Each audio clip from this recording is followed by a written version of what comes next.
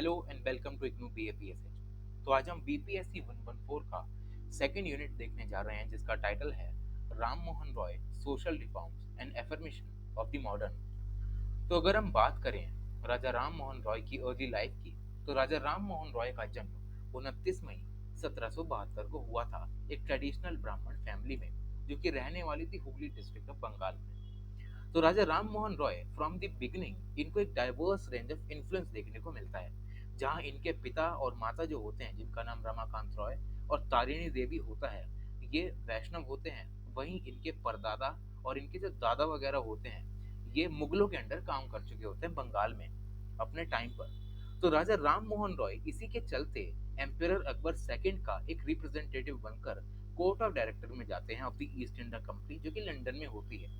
और क्योंकि इनकी फैमिली जो थी वो मुगलों के अंडर काम कर चुकी थी, तो इसी काम के चक्कर में इन्हें इंडो पर्शियन कल्चर की अच्छी खासी नॉलेज हो जाती है। और 15 साल के जैसे होते हैं, ये 2 से 3 साल के लिए तिब्बत चले जाते हैं, जहाँ ये बुद्धिस्ट और तांत्रिक ट्रेडिशन के बारे में स्टडी करते हैं। उसके बाद तिब्बत से आने के बाद राजा राम मोहन राय पटना के लिए निकलते हैं, ताकि उनकी हायर स्टडीज आगे बढ़ सकें, जहाँ वो अरेबिक लैंग्वेज भी पढ़ते हैं और कुछ अरेबिक ट्रांसलेशन भी पढ़ते हैं ऑफ एरिस्टोटल एंड यूक्लिड।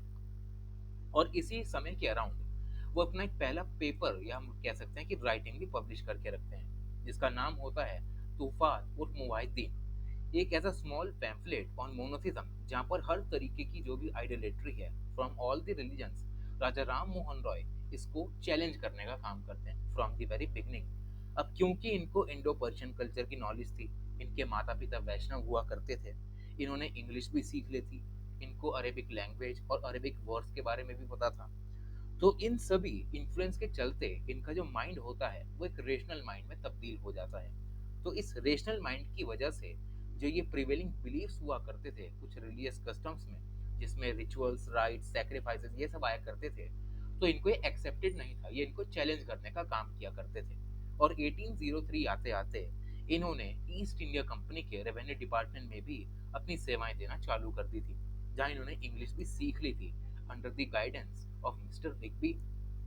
और उस समय के कुछ कंटेम्प्रेरी यूरोपियन राइटर्स के बारे में भी इन्होंने पढ़ा था on politics, history, law and economics. और इसी डाइवर्स एनकाउंटर ऑफ इन्फ्लुएंस की वजह से जो राजा राम मोहन रॉय थे वो और भी ज्यादा रेशनल बने, उनमें रीजनिंग ज्यादा आई as compare to the contemporary fellow में। आगे बढ़ते हैं राजा राम मोहन रॉय के कुछ रिलीजियस रिफॉर्म्स के बारे में, जिसमें सबसे पहला और सबसे इम्पोर्टेंट रिफॉर्म आता है मोनोथिज्म का। तो राजा राम मोहन रॉय इन्होंने एज अ रिलीजियस रिफॉर्मर काम करना शुरू किया जब वो कंपनी में जॉब किया करते थे, और वो उस समय पर कलकत्ता में सेटल थे। इन्होंने आइडोलेट्री के अगेंस्ट लिखना चालू किया और ये भी कहा कि प्रीस्टहुड जो चलता आ रहा है हिंदू समाज में या किसी भी यहाँ पर धर्म में, तो ये उसको चैलेंज करते हैं और मोनोथिज्म को सपोर्ट करते हैं। तो इन्हीं सब मेटाफिजिकल आइडियाज की वजह से जो राजा राम मोहन रॉय थे, इन्होंने वेरियस स्क्रिप्चर्स की एक कंपैरेटिव स्टडी की। इन्होंने मुताजिला नाम का एक ओरिजिनल सोर्स पढ़ा, जो कि पर्शिया में लिखा गया था एक सूफी द्वारा। उसके बाद इन्होंने कुछ क्लासिकल अरब फिलोसफर्स के बारे में भी पढ़ा और कुरान को भी पढ़ डाला। तो इसी एक्सटेंसिव कंपैरेटिव स्टडी की वजह से इन्होंने बहुत सारे रिलीजन्स को पढ़ लिया था, और इसी से इन्होंने एक नई यहाँ पर शुरुआत की to discover the study of god, कि भगवान आखिरकार है क्या। तो इन्होंने इन सभी रिलीजन्स को पढ़ने के बाद ये देखा कि हर भगवान जो है वो यूनिवर्सल ब्रदरहुड की बात करता है, कि हर एक इंसान में भाईचारा होना चाहिए। वहीं उन्होंने दूसरी साइड पर यह भी देखा कि जो हिंदू बिलीफ्स हैं उसमें ये सारी चीजें तो है ही नहीं। कोई कह रहा है कि मेरा भगवान बड़ा है, कोई कह रहा है मेरा भगवान बड़ा है। इसकी वजह से जो रिलीजियस टेंशन हुआ करती थी सोसाइटी में, वो भी ज्यादा हुआ करती थी, और इतने ज्यादा रिचुअलिस्टिक ये रिलीजन हुआ करते थे जिसकी कोई हद ही नहीं थी। गरीब इंसान इन रिचुअल्स को कभी भी अफोर्ड नहीं कर पाता था। तो इसी वजह से जो यहाँ पर राजा राम मोहन रॉय हैं, इन्होंने और ज्यादा हिंदू बिलीफ्स को क्रिटिसाइज करना चालू कर दिया, जिसमें आइडल वर्शिप हुआ करती थी। तो जो अर्ली एक्सप्रेशन निकला उनके क्रिटिक का वो यही था, तुहाफत फुल उल मुवाहिद्दीन, जो कि राजा राम मोहन रॉय ने 1802 में कंपोज किया था। Based on the oriental knowledge, ये एक जनरल और एक स्पेकुलेटिव ट्रीटीज थी, जहाँ पर ये बताया गया कि रिलीजन जो है उसका ओरिजिन कैसे हुआ, और उसका जो कैरेक्टर है वो क्या है, उसका नेचर क्या है, और पूरा जो रिलीजियस सिस्टम है वो काम कैसे करता है। तो इस पूरे ट्रीटीज में हम ये देखते हैं कि जो राजा राम मोहन रॉय हैं वो एक एथीस्ट स्टैंड यानी एक नास्तिक स्टैंड लेते हैं, जहाँ पर वो जो एग्जिस्टेंस ऑफ गॉड है उसी पर ही क्वेश्चन कर देते हैं और ये कहते हैं कि ना ही गॉड है और ना ही एक दूसरी दुनिया है, लेकिन वो ये एक्सेप्ट करते हैं कि ये जो रीजंस वो दे रहे हैं इसमें किसी ना किसी तरीके का कोई ना कोई रिजर्वेशन होता है। उसके बाद जो राजा राम मोहन रॉय हैं वो ये भी कहते हैं कि जो भी सारे रिचुअल्स हैं लोगों को उन्हें डिनाउंस कर देना चाहिए along with the idol worship, क्योंकि उनके अकॉर्डिंग इन सभी की वजह से जो हमारी सोसाइटी है वो प्योर फॉर्म ऑफ वर्शिप कभी कर ही नहीं पा रही है। जहाँ पर वो उपनिषद का हवाला देते हुए कहते हैं कि उपनिषद ही एक ऐसा सोर्स ऑफ, यहाँ पर कह सकते हैं कि नॉलेज है जिसमें हमें बताया गया कि कैसे प्योर फॉर्म ऑफ वर्शिप को प्रैक्टिस किया जाता है। तो राजा राम मोहन रॉय इसी पर बेस्ड एक ट्रैक्ट 1829 में पब्लिश करते हैं जिसका नाम होता है द यूनिवर्सल रिलीजन। इस ट्रैक्ट में वो ये कहते हैं कि कैसे एक इंसान शुरुआत करता है वर्शिप करने का एक सुप्रीम बीइंग को जो कि निराकार है, जिसका कोई आकार नहीं है। तो यही उनके अकॉर्डिंग एक ट्रू गॉड होता है जिसको हर किसी को पूजना चाहिए, जिसका कोई डेफिनेशन नहीं है। आगे बढ़ते हैं यूनिटेरियनिज्म पे।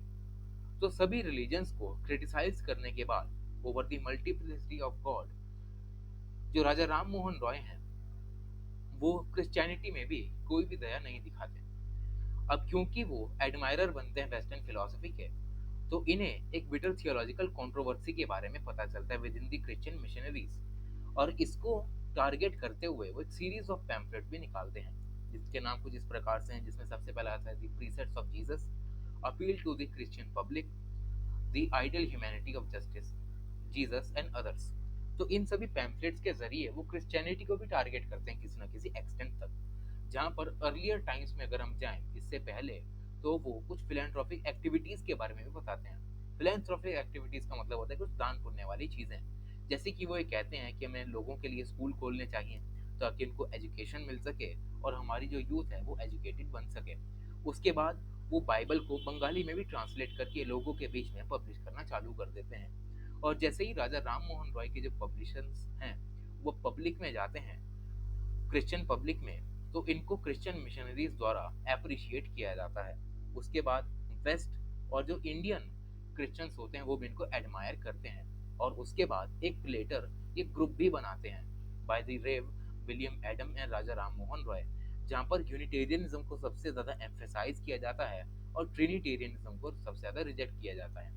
ट्रिनिटेरियनिज्म का मतलब ये है कि जैसे आज के टाइम पे हिंदू धर्म में हम त्रिमूर्ति की पूजा करते हैं जिसमें ब्रह्मा विष्णु और महेश आते हैं, तो इसी को रिजेक्ट करते हुए जो राजा राम मोहन रॉय हैं वो यूनिटेरियनिज्म को कहते हैं कि एक जो सुप्रीम बीइंग है जिसने हम सबको बनाया है हमें सिर्फ उसको पूजना चाहिए, क्योंकि इस ट्रिनिटेरियनिज्म में बहुत ज्यादा रिचुअल्स हैं और इन रिचुअल्स की वजह से जो हमारी सोसाइटी है उसमें ही बहुत ज्यादा फ्लॉज बनने शुरू हो जाते हैं।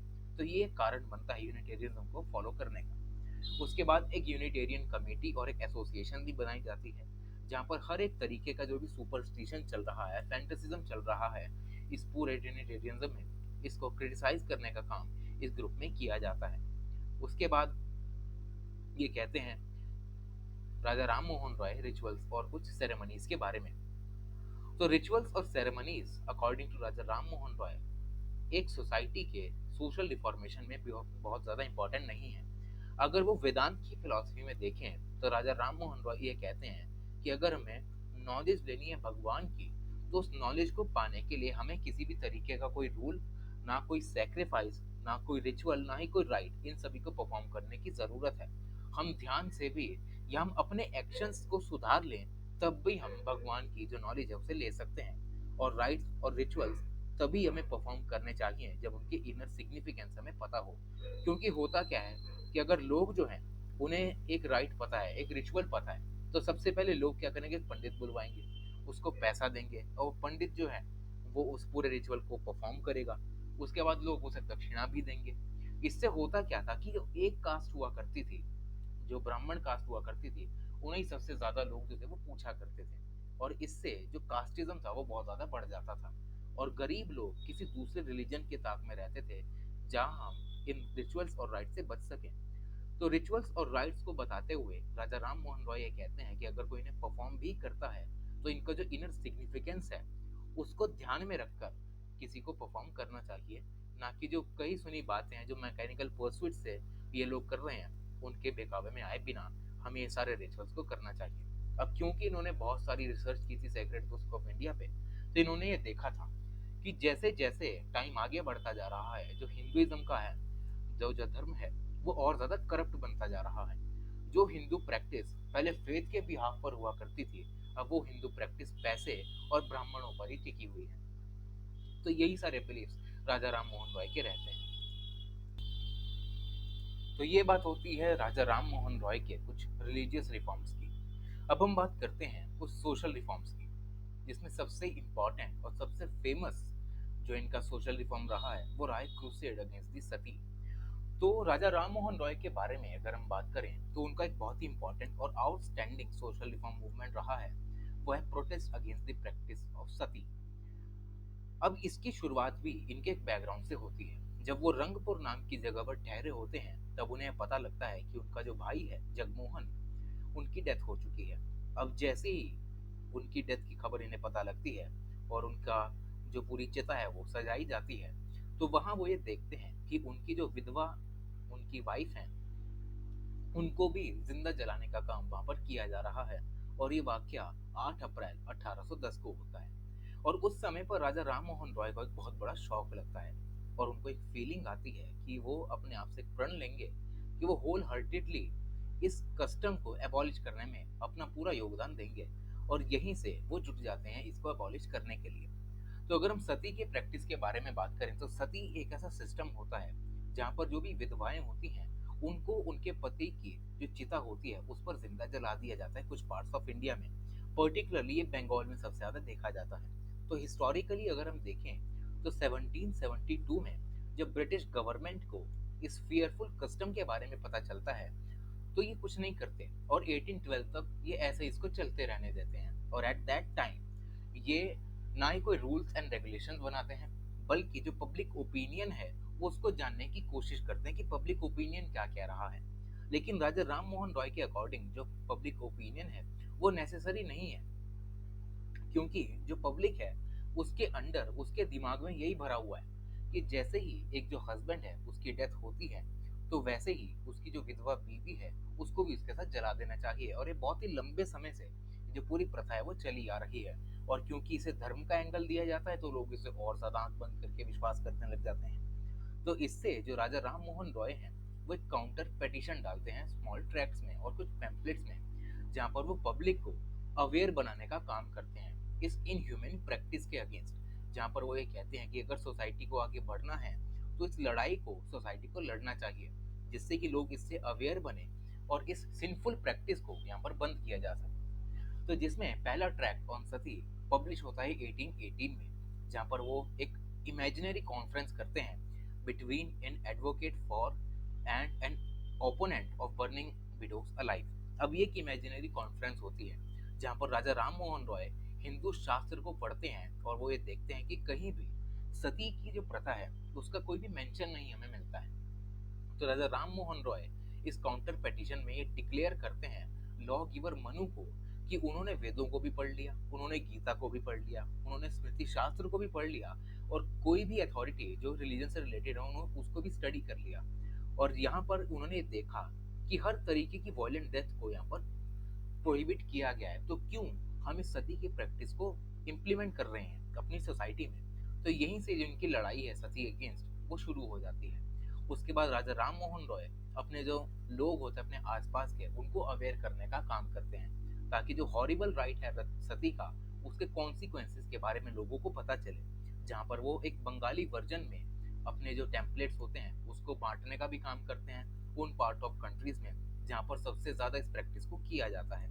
उसके बाद बहुत बार ये देखा जाता है कि जो इनके ट्रैक्स या पैम्पलेट्स होते हैं इनको फ्री ऑफ कॉस्ट भी बांट दिया जाता है ताकि जो पब्लिक ओपिनियन है एक बेस जो है पब्लिक के दिमाग में वो बनाया जा सके ताकि पब्लिक कॉन्शियस बने regarding the matter of the Sati practice. लेकिन उसके बाद जो ओपोनेंट होता है इनकी इमेजिनरी कॉन्फ्रेंस में वो ये कहता है कि अगर ये माना जाता है कि जैसे ही एक हस्बैंड की डेथ होती है वैसे ही उसकी जो पत्नी है वो गलत रास्ते पर निकल सकती है, लेकिन इसको डिफेंड करते हुए राजा राम मोहन रॉय ये कहते हैं कि इस कॉन्फ्रेंस में अगर हम देखें तो अगर एक पति जिंदा भी है तब भी जो पत्नी है उसकी भी कोई गारंटी वारंटी नहीं कि वो कभी भी गलत रास्ते को नहीं पकड़ेगी। हमारे सामने बहुत सारे एग्जाम्पल्स भी हैं, जैसे कि अगर हम मेघालय में हुए हादसे की बात करें तो उसका पति जब जिंदा था वो तभी गलत रास्ते पर निकल चुकी थी उसकी मौत का गड्ढा खोदने, जहाँ पर हम ये देखते हैं कि एक जो इंसान है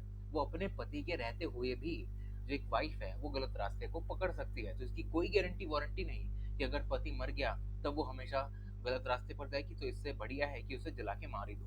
इसकी कोई वो जरूरत हमें नहीं है। तो राजा राम मोहन रॉय यही एक आर्ग्यूमेंट देते हुए अपने ओपोनेंट को बताते हैं, जहां वो ये कहते हैं कि अगर हम किसी को जिंदा जलाते हैं तो इससे बड़ा कोई भी इनह्यूमेन एक्टिविटी पूरी दुनिया में हो ही नहीं सकती। एक ऐसा क्रूअल मोड है कि सदी को प्रैक्टिस करने का, जिसकी वजह से हजारों विमेन को यहाँ पर जिंदा जलाकर मार दिया जाता है।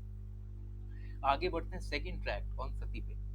तो जो फर्स्ट ट्रैक था कॉन्फ्रेंस का वो उनके फुल स्केल अटैक से पहले की प्रिपरेशन थी, जहां पर वो फरवरी 20 1820 को एक इंग्लिश में पेपर पब्लिश करते हैं, जो कि उस समय के जो हमारे गवर्नर जनरल हुआ करते थे वॉरेन हेस्टिंग्स, उनको लिखा जाता है ताकि इंसानियत के बिहाफ पर ये जो गवर्नर जनरल हैं इसके बारे में कुछ सोचें। तो सेकंड ट्रैक जो होता है सती का वो राजा राम मोहन रॉय की अपनी रीजनिंग और अपने ह्यूमनिज्म पर बेस्ड होता है, और उनका जो डिसइंटरेस्ट था सती को लेकर इसमें भी उनके कुछ फैक्टर्स काम करते हैं, जहाँ पर वो उनकी जो वाइफ होती हैं गवर्नर जनरल की, उनको टारगेट करते हुए कहते हैं कि गवर्नर जनरल की जो वाइफ है अगर उनको ये मोटिवेट कर दें, उनको ये पता लग जाए उनकी वाइफ को कि ये जो सिंफुल प्रैक्टिस हमारी सोसाइटी में हो रही है कितनी ज़्यादा गलत है, तब उनकी वाइफ गवर्नर जनरल को इन्फ्लुएंस कर सकती है ताकि इस कस्टम को हम इरेडिकेट कर सकें। और इस सेकंड ट्रैक्ट में जो ओपोनेंट होता है वो विग्रसली इस पूरे ट्रैक्ट को डिफेंड करने की कोशिश करता है। वो ये कहता है कि अगर हम ऐसा करेंगे तो हमारे जो धर्म है इसके खिलाफ एक एक्सट्रीम इनजस्टिस ज्यादा हो सकता है। तो ये बात रहती है सेकंड ट्रैक की। आगे बढ़ते हैं हमारे थर्ड ट्रैक पर। तो थर्ड ट्रैक पर हमें आते आते जो राजा राम मोहन रॉय हैं कुछ टीचिंग्स देते हैं, जैसे कि वो ये कहते हैं कि जो सती की प्रथा है वो ऑब्लिगेटरी नहीं है, पर लेकिन जो ऑप्शनल है वो यहाँ पर सती को दिया जाता है कि अगर उसे या तो एस्थेटिक बनना है तो एस्थेटिक बन सकती है, अगर उसे ऑप्शन है तो वो यहाँ पर जल भी सकती है। तो ये हो गया पहला टीचिंग। सेकंड टीचिंग ये मोस्ट कमेंडेबल ये देखा जाता है कि बहुत ज़्यादा जो लीस्ट वर्चुअस जो विमेन होती हैं वही यहाँ पर आगे बढ़ती हैं इस एक्ट को परफॉर्म करने के लिए। तो इससे राजा राम मोहन रॉय को पता चलता है कि जो विमेन है उनमें वर्च्यूज की भी कमी है। तो यहाँ पर भी जो राजा राम मोहन रॉय हैं यहाँ पर विमेन की वर्च्यूज के बारे में भी बात करते हैं। थर्ड ये कि अगर हम बात करें इस सती प्रैक्टिस की तो वह कहते हैं कि एक वॉलेंटरी एक्सरसाइज है, अगर किसी को आना है तो वो आ सकता है, नहीं आना तो नहीं आ सकता है। भाई किसका मन करता है धधकती आग में खुद को झुलसाने का। तो इससे राजा राम मोहन रॉय कुछ टीचिंग लेते हैं, जिससे कि वह कहते हैं कि सती की जो प्रैक्टिस है उसे कभी भी कन्वेंशनल तौर पे नहीं किया जाता, बल्कि अगर ये वॉलेंट्री होती तब ज्यादा हमें केसेस देखने को मिलते हैं कि जब विमेन है वो इससे दूर भागती। लेकिन क्योंकि हमारे जो ब्राह्मण समाज है या फिर जो लोग हैं जो कि धर्म को यहाँ पर बचाने का काम करते हैं वो फोर्सफुली यहाँ पर लोगों को फोर्स किया करते थे ताकि वो अपनी जो हस्बैंड की चिता है उस पर जाकर लेट जाएं। उसके बाद कैंपेन सभी का चालू होता है राजा राम मोहन रॉय के द्वारा थ्रू दी आत्मीय सभा संवाद कौमुदी एंड थ्रू हिज राइटिंग्स। तो 1815 में जो राजा राम मोहन रॉय हैं एक सभा को एस्टेब्लिश करते हैं जिसका नाम होता है आत्मीय सभा, जो कि एक सोसाइटी होती है राजा राम मोहन रॉय के जैसे ही लाइक माइंडेड इंटेलेक्चुअल्स की, जहाँ पर रिलीजियस सोशल और कंटेम्प्रेरी इश्यूज को डिस्कस किया जाता है। तो जो मीटिंग्स होती हैं सभा में उसमें सती पे भी डिस्कशन चालू किया जाता है, जिससे कि जो पूरे लाइक माइंडेड इंटेलेक्चुअल्स इस सभा में उपस्थित हैं उनके बीच में इनको कॉन्शियसनेस फैलाई जा सके और इसमें इन मैटर्स में उनकी अटेंटिवनेस को गेन किया जा सके। तो अगर इस सभा की बात करें तो जुलाई 1819 में जो राजा राम मोहन रॉय हैं इसी को आगे बढ़ाते हुए एक जर्नल भी पब्लिश करते हैं जिसका नाम होता है संवाद कौमुदी। इस पेपर में वो सती की प्रैक्टिस को हाईली क्रिटिसाइज करते हुए भी नजर आते हैं। और उसके बाद अगर हम देखें तो कुछ दूसरे न्यूज़पेपर जैसे कि समाचार दर्पण एंड जो ये बंगादत्त, ऐसे सारे जो यहाँ पर न्यूज़पेपर्स हैं ये भी यहाँ पर इसको पब्लिश करने का काम करते हैं, जहाँ ये सती की प्रैक्टिस को क्रिटिसाइज करते हुए हमें नजर आते हैं। उसके बाद अगर हम देखें तो राजा राम मोहन रॉय ब्राह्मणों के बारे में भी कुछ कहते हैं। तो वो ये कहते हैं कि जो ब्राह्मण है वो असली जो हमारा शास्त्रिक इंटरप्रिटेशन है उसको हमेशा इग्नोर करते हैं, क्योंकि इन्होंने राजा राम मोहन रॉय ने सारे स्क्रिप्चर्स को पढ़ लिया था और उन्होंने देखा कि इस तरीके की जो प्रैक्टिस है वो कहीं भी मेंशन्ड नहीं है इन सभी यहाँ पर सेक्रेड सोर्सेज में। तो जो ब्राह्मण है वो इसको इग्नोर करते हुए जो विडोज हैं उनको फोर्स करते हैं ताकि वो अपना कंसेंट दे सके इस सती की सेरेमनी को परफॉर्म करने के लिए। उसके बाद जहाँ वो कंसेंट देती है वो उसको बैक नहीं कर सकती। तो कॉन्सिक्वेंटली होता क्या है कि सती जो है इसको फोर्सफुली यहाँ पर रस्सियों से बांध कर अपनी पति की जो चिता है उसके साथ जला दिया जाता है, ताकि कोई भी यहाँ पर मौका ना मिले उसे भागने का। तो देयरफॉर यहाँ से एक बात क्लियर हो जाती है अकॉर्डिंग टू राजा राम मोहन रॉय कि जो परफॉर्मेंस ऑफ सती है वो कभी भी हिंदू लॉ से तो कंसाइल हो ही नहीं सकता, क्योंकि जो ब्राह्मण लोग हैं इन्होंने इतना ज्यादा करप्ट इस प्रैक्टिस को बना दिया है, इस पूरे धर्म को बना के रख दिया है, जिससे कि जो हमारा एसेंस है इस पूरे रिलीजन का वो इन्होंने खत्म करना चालू कर दिया है। और जहाँ बात रही हिंदू लॉज की, यहाँ पर भी इनका कोई नहीं हो सकता, क्योंकि इन ब्राह्मणों ने अपने हिसाब से चीजों को इंटरप्रेट करना चालू कर दिया। आगे बात करते हैं एबोलिशन ऑफ सती की। तो दिसंबर 4 1829 को जो सती रेगुलेशन एक्ट है वो पास किया जाता है, जहां पर सती को एक पनिशेबल क्रिमिनल ऑफेंस भी माना जाता है। और इस एक्ट में ये भी कहा जाता है कि एक इंसान अगर कोई किसी विमेन को जो विडो है उसको फोर्स कर रहा है या फिर ये कह रहा है कि आप एक सेक्रीफाइस करो, तो उसको जो है वो सजा मिल सकती है। उसके बाद ये भी कहा जाता है कि अगर जो विडोज हैं अगर वो विलिंगली या अनविलिंगली ये कहती हैं कि हमें यहाँ पर सेल्फ इमोलेशन करना है, उसके बाद किसी भी सर्कमस्टांस के अंदर उन्हें कहा जाता है कि हम तुम्हारा मर्डर कर देंगे अगर तुम ऐसा नहीं करोगे, इसको भी एज ए क्राइम देखा जाता है अगेंस्ट द ह्यूमन नेचर। तो ये भी यहाँ पर देखा जाता है, उसके बाद इनको सजा भी दी जाती है। तो ये हो गया हमारा एबोलिशन ऑफ सती। आगे बढ़ते हैं काउंटर पेटिशन पे। तो ये जो हमारा एक्ट पास हुआ था 4 दिसंबर 1829 को, उसके अगेंस्ट में एक काउंटर पेटिशन डाली जाती है टू लॉर्ड विलियम बेंटिक। अब ये जो पेटिशन होती है इसका इनिशिएटिव लेते हैं राधाकांत देव, महाराजा काली कृष्ण बहादुर, राम गोपाल मलिक और अन्य लोग। तो इन सभी की जो पेटिशन होती है ये मोस्टली कुछ ऑर्थोडॉक्स एक्सपर्ट होते हैं सोसाइटी के, और 120 पंडितों के साथ इस पेटिशन को साइन करके बेंटिक को दिया जाता है, जहां पर वो अपने ओपिनियन को एक्सप्रेस करते हुए कहते हैं कि अगर हमने सती को यहाँ पर बैन करने की कोशिश की तो ये कभी बैन हो ही नहीं सकती, और कोई कंसेप्शन ऐसा नहीं है जहाँ पर जो सती है उसको बैन किया जाए। वो एम्फेसाइज करते हुए इस फैक्ट को बताते हैं कि जो सती है वो एक इम्पेरेटिव रिलीजियस एक्ट है, धर्म से जुड़ा हुआ है। अगर हम धार्मिक नजरिए से अगर हम देखें तो इसको कभी भी बैन नहीं किया जा सकता। उसके बाद वो ये कहते हैं कि अगर एक विडो है अगर उसे सती का एक्ट परफॉर्म करना है तो वो भी कर सकती है। उसके बाद अगर उसे एस्थेटिक की जिंदगी जीनी है तो वो एक एस्थेटिक की जिंदगी भी जी सकती है। तो बट बिटवीन दी टू ये देखा जाता है कि ये जो सारे इनके ऑर्थोडॉक्स सर्कल्स होते हैं, हमने ऊपर भी देखा कि फोर्सफुल तरीके से जो सती है उसकी प्रैक्टिस को परफॉर्म करने के लिए विमेन को फोर्स किया जाता है। और इससे जो लॉर्ड विलियम बेंटिक हैं वो ये देखते हैं और इस पेटिशन को वो किंग की काउंसिल में आगे रेफर कर देते हैं। उसके बाद किंग की काउंसिल में जैसे ये रेफर हुई भी पेटिशन आती है तो किंग की काउंसिल में इसको टेक डाउन कर दिया जाता है, ये यहीं पर खत्म हो जाती है। उसके बाद अगर हम बात करें on property rights of women, तो राजा राम मोहन रॉय वेमेन के प्रॉपर्टी राइट्स के बारे में भी बहुत ज्यादा लिखते हैं, जिसमें डॉटर्स, मदर्स और विडोज भी आती हैं, जहां पर वो कुछ एंशियंट लॉ गिवर्स का हवाला देते हुए ये कहते हैं कि जो एंशियंट टाइम्स में अगर हम जाएं तो दया भाग और मिताक्षरा ये सारे लीगल राइट्स उस समय की वेमेन को दिए जाते थे, और कुछ प्रॉपर्टीज में भी राइट्स वेमेन को दिए जाते थे।